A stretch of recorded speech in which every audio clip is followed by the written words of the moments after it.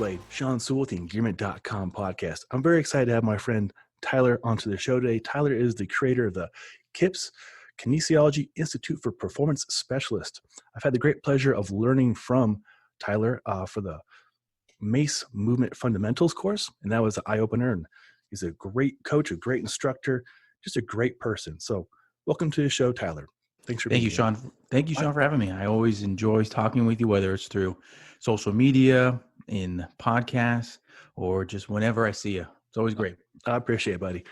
It was fun. Like, you know, when you meet somebody in the first few minutes, you know right away they're going to be a good person to work with. And you were definitely one of those people.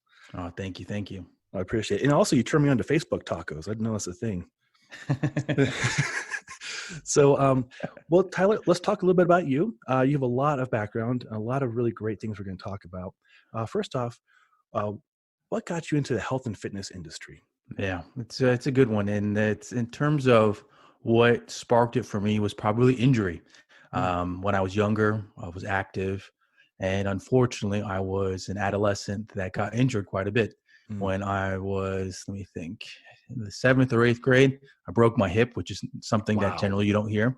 Yeah. I've broken both my ankles throughout my years of being a young athlete.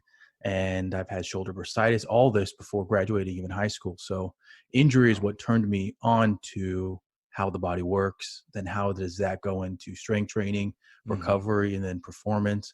And I was very fortunate that when I had my shoulder bursitis, I think that was when I was in the 9th grade, I went to a physical therapy office, and the physical therapist there, he enjoyed answering my questions. I've always been someone that asks questions because I want to learn how. I want to learn why. And the physical therapist there, he every time I asked a question, he would happily answer them and give great detail. It just wasn't just a nonchalant answer. So it was something that sparked even more interest. And he was very into strength training as well. And so after I graduated from high school, I was actually one of those people that I didn't really know what I was going to do right in my senior year. I didn't really apply to schools knowing what I was going to do. Some were business, some were kinesiology. And for the first couple of years, I actually did business, and then I switched back. And during one of my internships that I did when I went back home was with this physical therapy office. And that was kind of my first hands-on first job really in the industry, was being a physical therapy aide. I started just being an intern. I went there, and then they're like, well, we need some help during the summer. People are going to be taking vacation. Would you be interested? I was like, yeah, why not? And then after a bit of doing physical therapy as an aide, I was like, it's kind of slow for me. And so I started looking into certifications, like how do you be a personal trainer? I'd always worked out with my buddies in a college, almost, and that's what we did in college. We go to the gym during the summer, go to the gym, go to the beach, all that kind of good stuff. And so when I got my first certification, I don't know if I used it right off the bat, but then eventually I got my first personal training job, and that was kind of what set things off. I was very fortunate to get a position at a facility that was, I'll say, the state-of-the-art facility. It was an upper scale gym. I was one of, I think, 35 to 40 trainers. Wow, big facility. Very big facility. It's actually where the Clippers, the LA Clippers, used to practice. Okay. So it's got 2 basketball gyms, 2 pools, huge facility. Yeah. And so working there, it's kind of, you're thrown into the deep end of the pool there. You're working with people that this is their full-time job. They're making a good living off of it. And so I had to adapt and learn very quickly how to be a personal trainer. It's not like working at a lower end gym, nothing against that. Each one provides their own opportunities. But at this one, I really had to work fast and learn how to sell personal training, be a personal trainer. And to this day, I still talk with a lot of the personal trainers that I met there. Oh, that's great. Yeah. That's really great. You got into this because you want to learn more about yourself and how the body works. And look how far you've taken it now. Now you're teaching people about this, how to become trainers, how to be better at coaching. And it's fantastic. What a beautiful organic growth there. Yeah. And I would even say that is part of me, of how I got even to the education part. It's crazy to say this, but the way that I got into education, fitness education, and to be specific, is that I answered a request for an internship, and it was sent to, I went to Cal State University, Long Beach, and it was sent to the department head, and she blasted it out to everybody. And I was the only one that responded. And so I became an intern for a company called Nesta. And this was for maybe a year and a half before I graduated college. And it's just crazy to think that I was the only one that answered this internship Yeah. request. Yeah. I'll say that it was a bit of a drive from Long Beach to where their offices are, but that actually turned into a job after, and that set me on that path of creating fitness education. That's so awesome. Oh, I love it. What led you to the name of KIPS? So I actually remember when it was created. I remember who was at this dining room table with me. And really it started with, okay, what are the terms that we want to be a part of? What is different? Because when we looked at the different names that are out there, a lot of them are they start national exercise, national sport, national. It's always national. Yeah. So what is something else? What's a good term that's being used right now that means the same thing? Mm-hmm. And so when I looked at degree offerings, and even it was around the same time that I was actually looking at pursuing my master's degree. And so a very popular term at the time was kinesiology. And that's pretty much the standard term now. You don't really see exercise science or human movement anymore in terms of degree offerings. And so it's like, that's it. Kinesiology, like that needs to be a part of it somehow.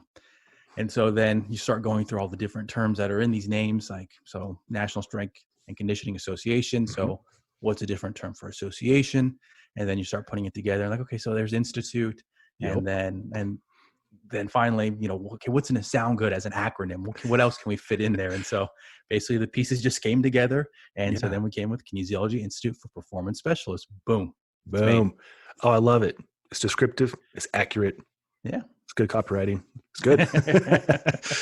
Oh, that's great. So you formed up KIPS. What was your goal with it? What was the first thing you wanted to create, or what opportunity do you see in the market that you wanted to nail? I'll be honest with you, 100% honest, that it took me about a year and a half to actually get there in terms of making a goal that I was like, okay, that's it. Because when I first started, I just finished working for 2 education companies that made traditional education. They made the personal trainer, they make, group exercise, they make the very standard ones that you'll see across the board. Mm-hmm. And so that was my first thought. Okay, I'm just going to make my own. That's always been my my process in terms of, okay, I believe I can make this myself. I can do this myself. I know the procedures. I know how to do the marketing, the development. Okay, let's make this happen. And so go with KIPS. That's what I set out doing. My first couple courses, they're very standard courses, ones that you could see across the board. But then got to a point where I was like, okay, what's something different? I want to do something different. And so what I tell people now these days is that we have a spectrum of education in terms of, we got the traditional ones. We have your NSEAs, your NASMs, your ACEs on one end. Then at the far end, you have, I'll say, and it's good that they do this, that makes them different, is that you have on it. And I want to be right in the middle. Yeah. I want to create education that still has CEU approvals, that some will pursue accreditation, and some that can be on both ends of the spectrum. So I want to create something in the middle that's different, that when people are looking for education that's either live or online, we have those types of offerings. So that's really been the goal in terms of where we're going with the education, and also what type of education we want to bring on board.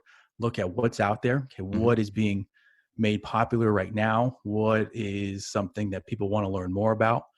Because, I mean, you look at, and nothing against the traditional ones, there has to be entry-level education out there. There has to be these more traditional ones. That's actually where all the money is right now. A lot of traditional corporate trainers that work in the big gyms, they really don't know about the stuff at the end of the spectrum, but there's so many more of them over here. So, I mean, there's a market for that.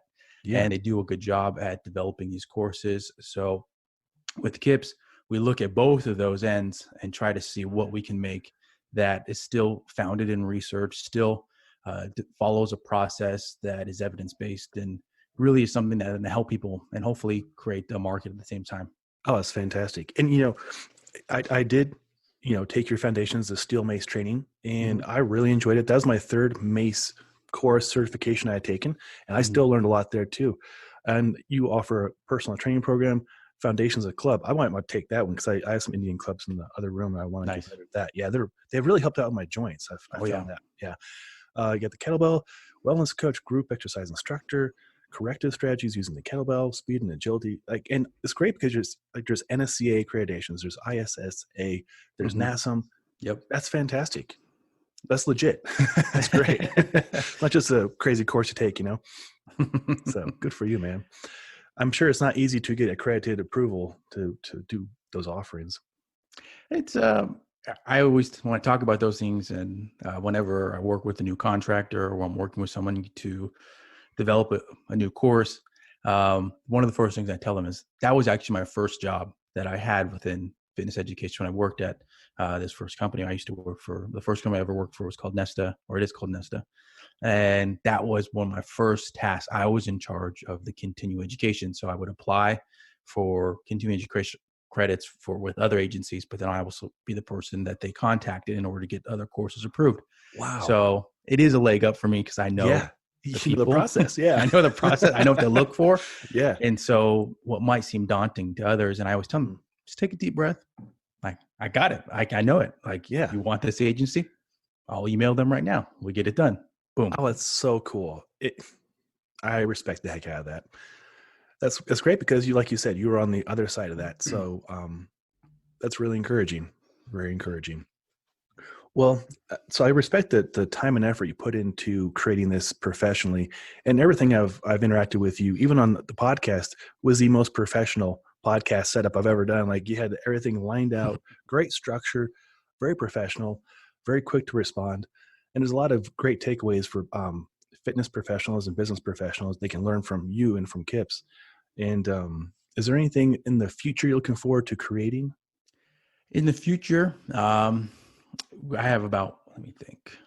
So over you can't really, I don't think you can see it on the camera, but it's over my right Oh, I shoulder see the is a whiteboard. board. Yeah, yeah. And there are actually the courses that are in development up there. Cool. There's things there's also the podcast speakers that going to get on and all that kind of stuff. So there are about 4 courses that are in the pipeline right now that are at some stage in development. Some of them we're just in that creating the outline stage. Some of them were in the testing phase in terms of making a lecture so that the instructor, so I work with instructors that some of them have no experience making Mm-hmm. online education and some instructors do.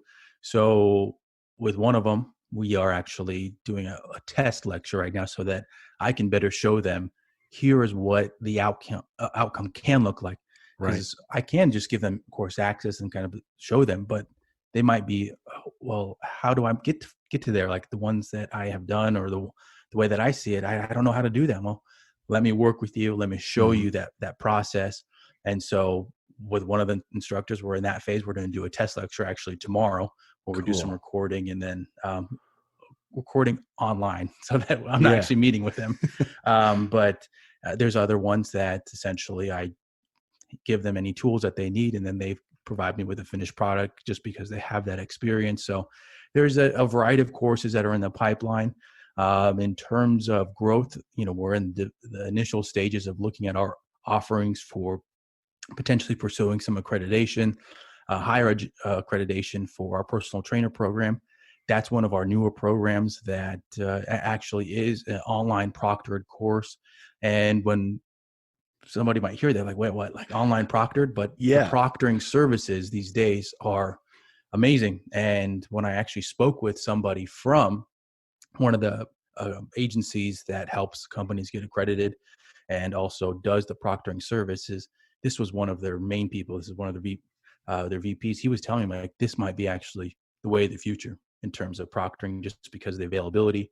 Mm-hmm. You can do online proctoring 24/7, and he's like, honestly, it's cost saving for companies.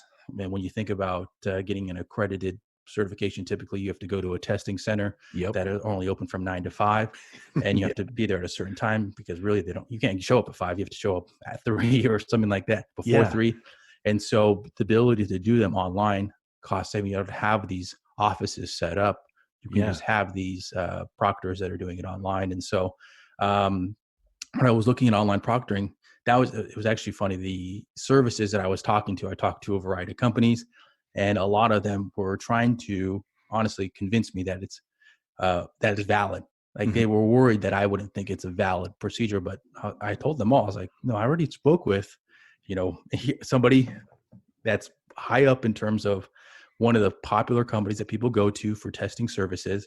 And you don't have to convince me. I already believe it's valid. Yeah, you're That's why vetted. I'm reaching out to you guys. Yeah.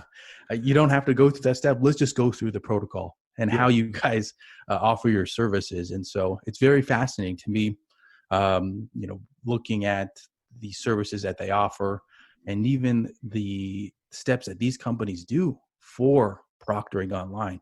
I mean, they monitor your camera, they monitor your eyesight, they monitor your computer, making Mhm. sure that your tabs, you're not pulling anything up. They monitor the sound. There's so many different ways that they can ensure that you're not cheating on an exam. That it's Wow. really cool to see how far we can advance as an I'm industry.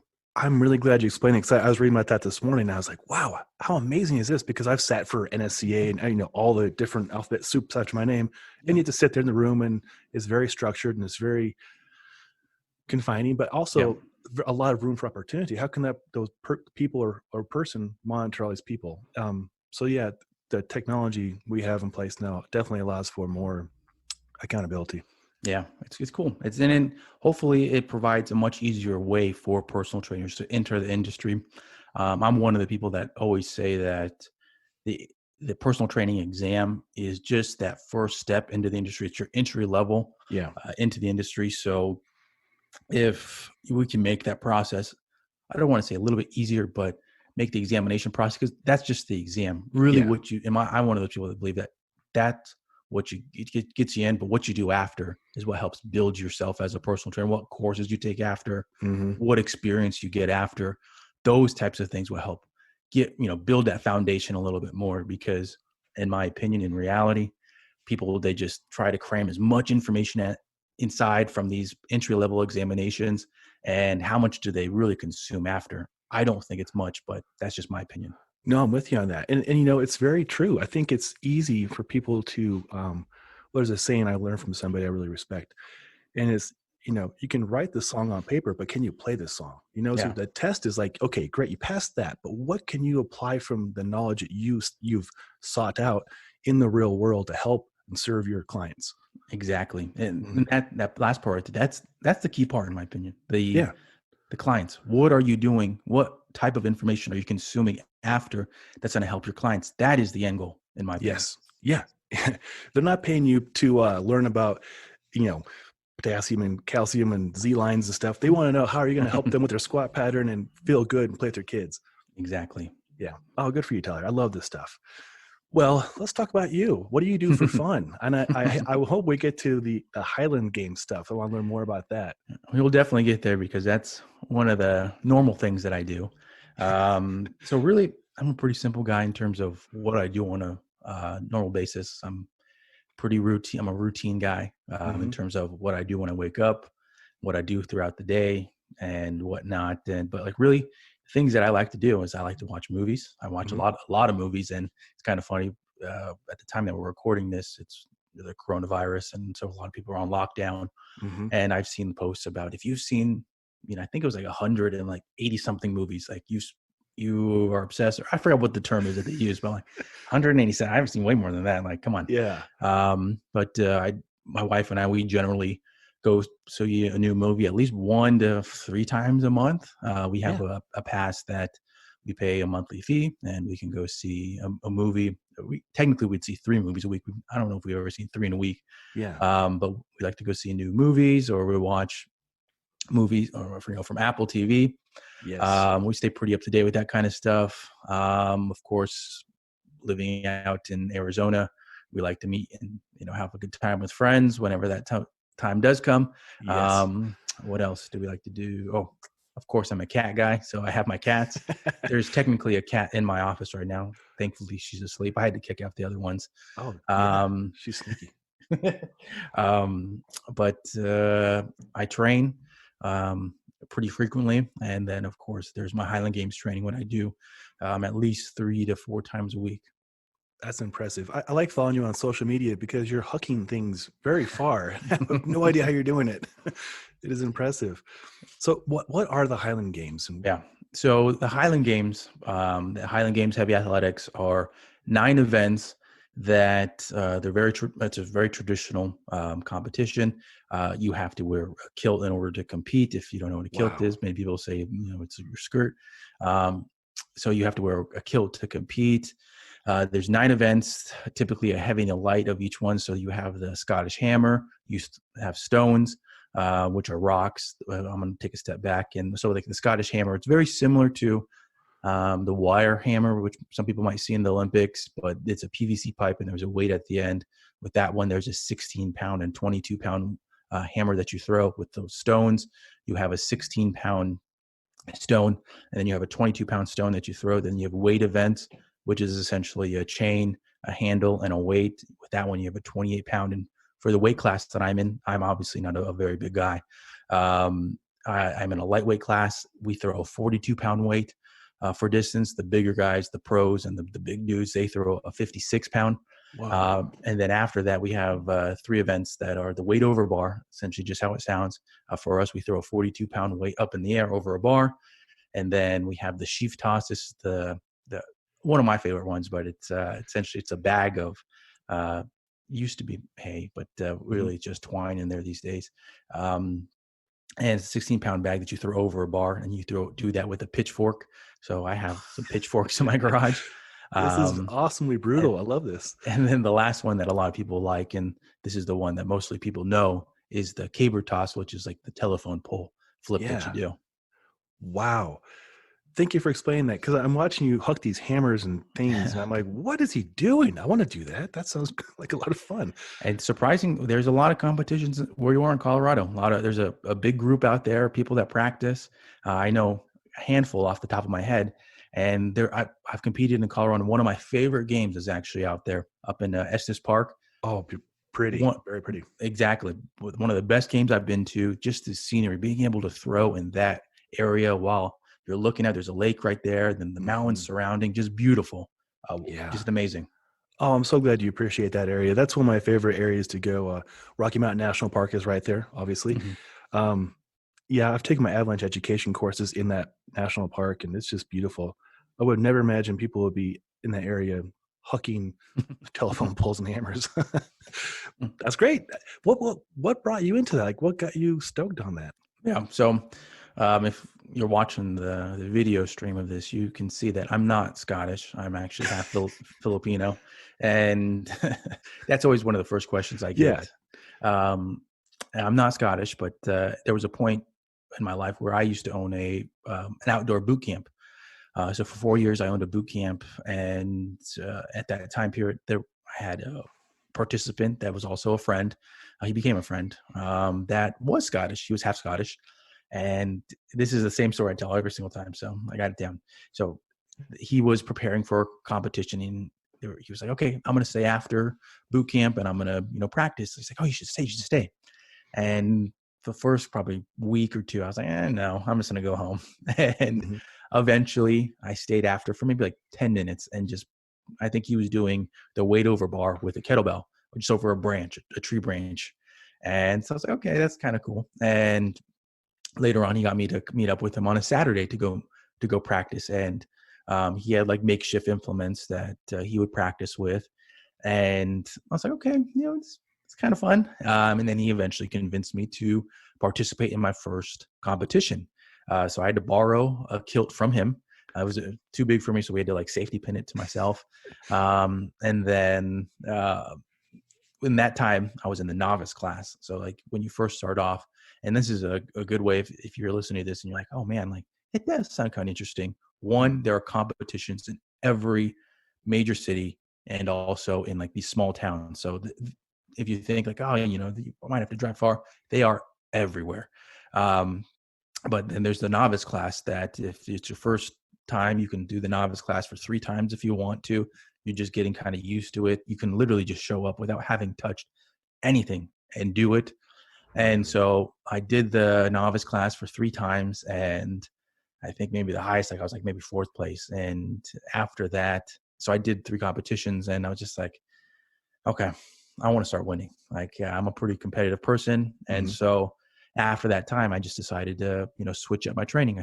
I bought a couple of the implements and I switched the way I trained. I wasn't doing, at the time, I did a lot more cardio. I ran. I did a couple of those endurance run competitions, and I do more HIIT or high intensity power training for myself. And so I switched up the way that I trained. I started to learn the Olympic lifts, weight training. And, since then it's kind of been a fun ride, I'll say. That's really awesome. And it's approachable. I didn't know that it is that approachable. And like you, I like training outside. Oh, And yeah. I like hucking things. And I've got plenty of kettlebells I don't mind hucking. So I might look into this, and hopefully listeners will as well. Oh, yeah. And the thing is, if you look any of this up, or, if you reach out to me, like if we finish this podcast, you're like, I actually do want to do it. I can honestly just message one person in Colorado and they will gladly, invite you out. And that's the type of community it is. It's really great to see that the community, cool.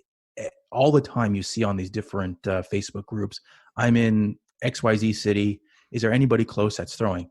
And there's always at least, I'll say minimum of 5 people that respond and are willing to meet up or willing to, meet up with somebody at their city or whatnot. And it's really great to see as a community because they all understand that it's a growing sport.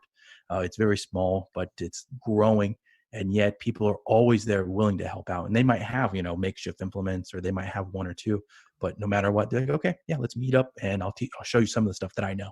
That's so encouraging. Thank you for sharing that. I think it's so fascinating that there's so many unique groups like that in the world. Like behind me, you see these snowboards. They're actually split boards, right? So I help run a Facebook group and start off at maybe 16 people that just wanted to meet other people to go ski and snowboard outside. And now it's like just shy of 8,000 people. Wow. Yeah. And again, most people probably don't even know that's even out there. And it's so cool that you have access and you're sharing that access to our listeners to meet up with other people and go train outside. It's so cool. I appreciate that. Yeah, and a part of it too is the experience of the competition. It's motivation. I'm sure that there's some type of motivational factor with doing the split board stuff and training for it. It gives me something to train for. I know that that's one of the things with working with clients. If we're talking about personal training, is okay. What's your motivation? What's your intrinsic, extrinsic motivation? What's going to help you wake up and get you to make that first step or get in the gym? And so that's what it is for me. I consistently get in the gym because, I want to do well at the competitions. I enjoy being invited to the national championship. I enjoy, I was joking with somebody recently that I haven't won in a while. Like it sounds great that I've been to the national championship 3 years in a row, but I haven't won in a long time. But it's because I'm going against good competition these days. Oh, I bet. But doesn't stop me. I got to get in the gym. It's still fun, right? Yeah, it's still fun. And it's something to train for, something that makes you want to get in the gym. That's great. And to the training part, it's always important as a coach or fitness professional or trainer to find out what it is that your person wants to accomplish, what they want to train for. And that's what you want to train for. And for me, it's getting up out of the bed and being capable to handle life and hopefully go up the mountains and meet some new people and go see some scenery. Yeah. So that's cool. Those are motivations. So going through your courses, you have several great offerings. The one that kind of intrigued me at the moment is the Foundations of Club Training. Can you speak a little bit more about that one? Yeah. And this is actually a good, I'll say, insight into how I've built KIPS as a business in terms of identifying instructors and then trying to build it in a way that's different than what's out there. Something that I've told people several times before is that I can't market or be like, remember before I was talking about the spectrum of education. I can't be like NASM or ACE or NSCA just because they have so much money to market. They can easily just run ads constantly. And that's what one of them does in terms of, getting the name out there. They're just constantly spending money on marketing. And so what I do is identify, instructors that I feel like would be great to collaborate with, that I feel can provide a service for personal trainers. And with this one, I got in touch with someone by the name of Ian Vaughn on Instagram. He's Coach Vaughn. He provides content for individuals like fitness enthusiasts that are interested in kettlebell. He is a Strong First trainer as well. Oh, great. I think he has a variety of those credentials as well. He does steel mace, he does Indian clubs, he does steel clubs, he does stick mobility. I'm trying to think of all the other kinds of things that he does, but he's somebody that he himself invests in education. Mm-hmm. He appreciates education. He goes to courses, and he's also interested in giving back. So, he's got ebooks, all that kind of stuff. So, taking us back to a business level, getting in touch with him, taking that time to get to know him. These are things that him and I both did to make sure that we wanted to work together and we wanted to develop a course together. And so if you're listening to the podcast and you start researching him, you'll see that he's already got a big library of YouTube exercises. He's got, like I said, the ebook. He's putting out stuff on social media. And so he has those already, the qualities in terms of making content. And so he was one of those people that I didn't really have to tweak anything in terms of making a course with him. We talked about structure. We talked about the platform and all that kind of stuff and some goals that we wanted to put forth in it. But really, he's one of those people that he provided me with a finished product. And really, it's kind of just been, since then, it's just been easy. It's easy, someone easy to work with. Yeah. And so with the club foundations one, again, we talked about those key items. We wanted to talk about Indian clubs, steel clubs. If you're talking about Indian clubs, I'm actually a firm believer in Indian clubs. Mm-hmm. Ever since I got turned on to them this is a way to connect all the different stories I've told today. The first gym I worked at, there was a trainer by the name of Jason Dolby, and he's always been into the unconventional stuff, Indian clubs. What is it called? There's a gym in Wisconsin called, I forgot what it's called, like monkey gym stuff, like the ab wheel. Yeah, the ab wheel with like the feet on it. He introduced me to one of those. He introduced me to so many different items, and he introduced me to the Indian clubs, and I is connecting the Highland Games into here with just those repetitive patterns of throwing, and being one side dominant, and then with weight training and the type of load that you put on your muscles, your ligaments, your joints. I've always had shoulder issues. And so the Indian clubs are a great way for me to warm the joint up, warm that shoulder complex up. And it's been something that I've always told people, like, it saved my shoulder. I, knock on wood, have not had to have surgery on it yet, but it's something that I really think could be great for anybody. And when I used to do more personal training, I haven't done training in a while, but that was one of the first things that I always introduced to clients. Like if you're working with golf athletes, this is something that, golf athletes in general, if you tell them this is something that's going to help their shoulders, improve their swing, anything like that, they almost buy in right away. They're like, okay, where do I buy one? And with the ones that I'm thinking about right now, after I just showed them one session in just a general warm up, the patterns were really not there yet, but they saw the benefit of working on it and incorporating it into their daily life. And they almost immediately went home and bought some off of Amazon. And so I really highly recommend those tools if you're somebody, I'll say anybody in general. Like I have a neighbor, a retired neighbor that I think he's 65. He loves to bowl. I like to bowl as well. That's one of the things we connect on. And I tell him, we should really look at these for yourself. And if it can improve your bowling game. And, that was something that triggered in his head. Oh, bowling, being better at bowling. So that's connecting almost every single story I mentioned today. That was really good. Circumnavigation there.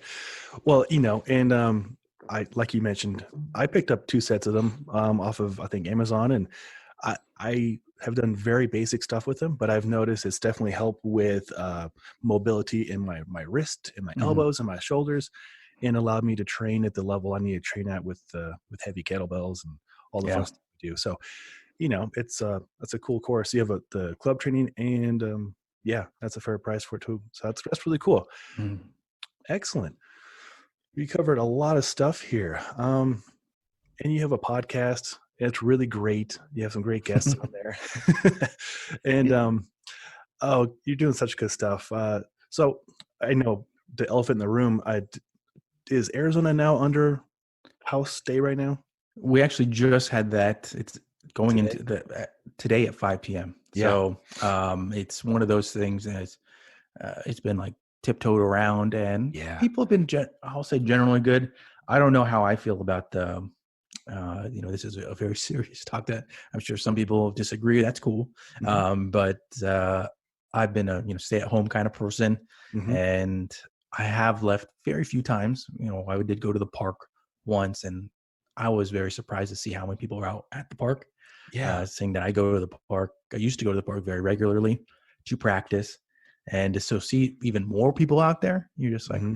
okay, but I really haven't made up my mind on that. But where I am in Arizona, at 5 p.m.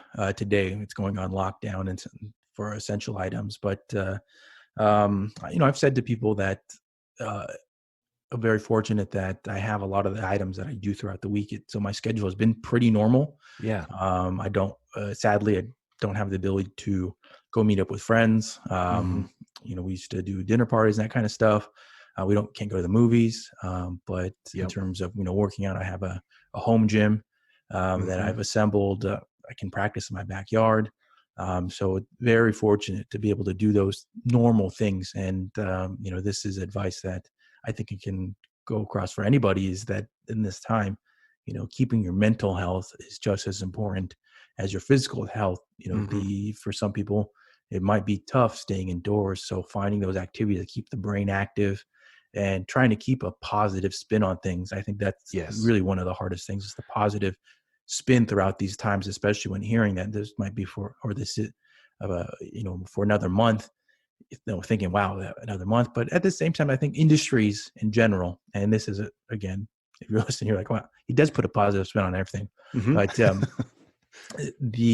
you look at the different industries out there, whether it's the restaurant industry, whether it's the movie business, um, they're all trying to adapt right now and try to make services available. So we're seeing movies that are coming out straight to on demand, being able to purchase them right away.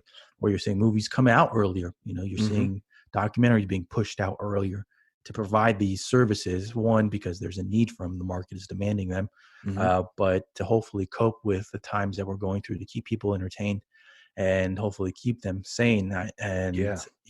that is one of the things that we talked about on for the KIPS podcast, was items to hopefully help out personal trainers, group exercise instructors that Hmm. are having to make that switch online. I was very happy to see how many trainers, group exercise instructors made that quick switch, or that adapted quickly Hmm. in order to set themselves up. Because uh, I sadly don't see many, or I don't see much about any positive things about gyms in Hmm. terms of keeping them on board or keeping trainers on board. I sadly hear from friends or from just industry stuff, that they just laid off all their trainers, Yeah. and so it's adapting quickly, trying to learn new items. I think is such a key piece right now. Hmm. I'm with you on that, Tyler. And I really enjoyed talking about that yesterday. And, I met you at one of the gyms I train out of, and the owner, Marty, and he's a great person. And we're about 2 weeks ahead of you on the lockdown stuff. And of course, it was very heartbreaking to not be able to go into the gym and see the Yeah. people we care about face to face. But for the greater good, we closed down that gym. I closed down the gym inside my law firm. And that night, I'm like, all right, we're going to invest in a better Zoom account. We're There you going to go. get some Yeah. lighting, and we're going to help these people, because everybody's in this together, and we can Yeah. serve them, and they have needs. And even if they don't have any equipment in the home, if they have their body weight, we can do it Yep. all body weight.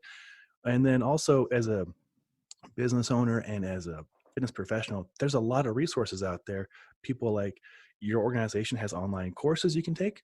I've been Mm. talking to Pat Rigsby and Pat Flynn and other professionals as well about making more content more accessible, Yeah. sometimes even deferring payment, just to help people keep motivated, get the faculties working, Yes. body working, and just stay motivated, because it could be very easy. My nightmare situation was, I don't think it would ever happen to me, but I would just start watching Netflix nonstop and just but luckily I get bored very easy. So that lasted like 2 hours. That's funny. Yeah. So, there's a lot of resources out there, and your KIPS is a great resource. So if the person is looking to invest in their education, this is a pretty ideal time to do it. Yes. And Thank you. well, yeah, it's a pleasure. You're doing good stuff there.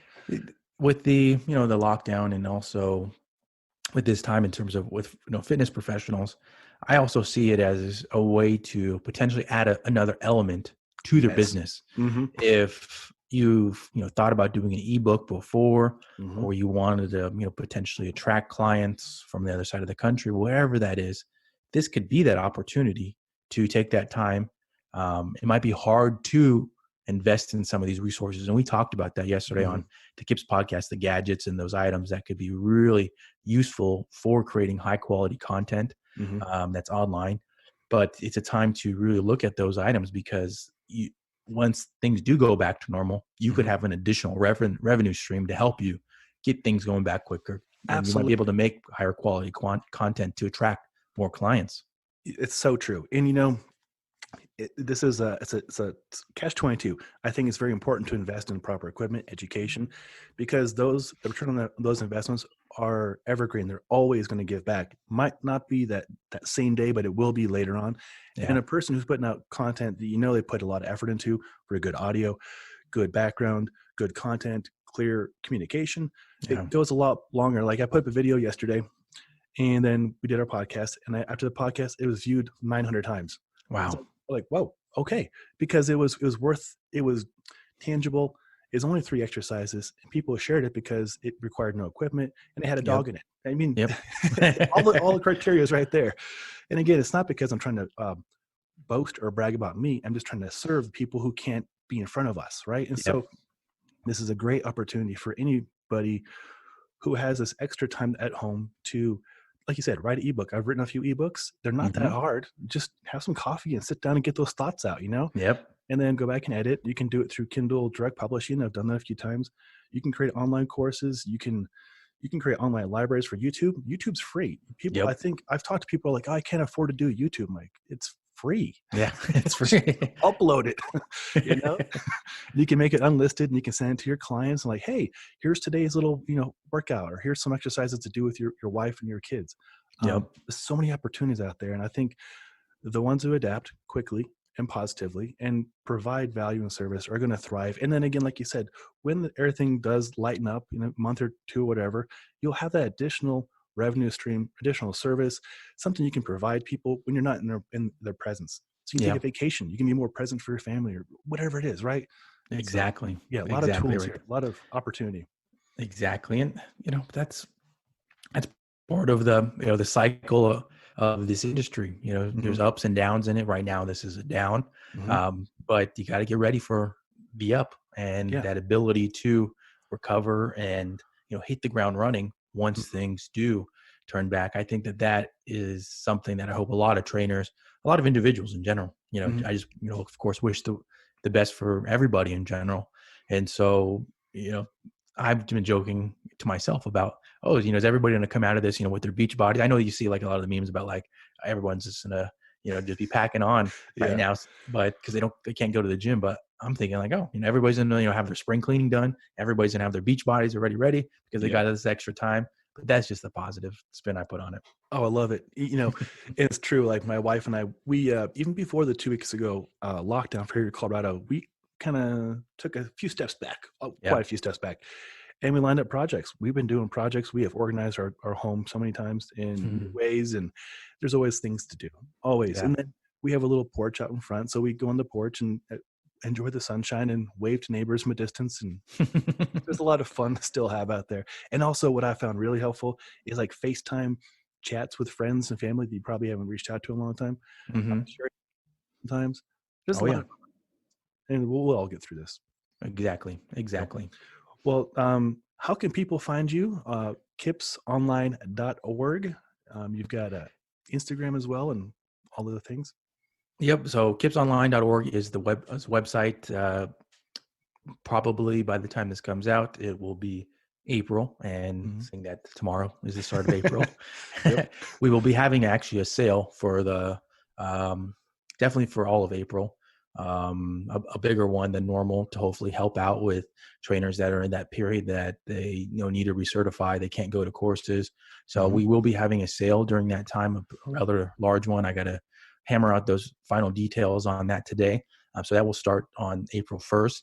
On Instagram, we got Kips_online. That's the main account for myself. It's Tyler, TYLER _Kips online.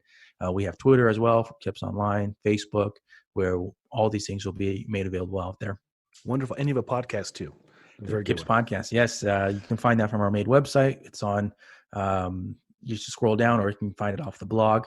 And it's the KIPS Personal Training Application Podcast. You can find it on YouTube, Spotify, SoundCloud, and iTunes. Wonderful. And I'll have links to all those in the show notes as well. Well, Tyler, thank you for your time. Thank you for all the services you provide for us professionals out there. And looking forward to chatting with you again very soon. Thank you, Sean. Take care.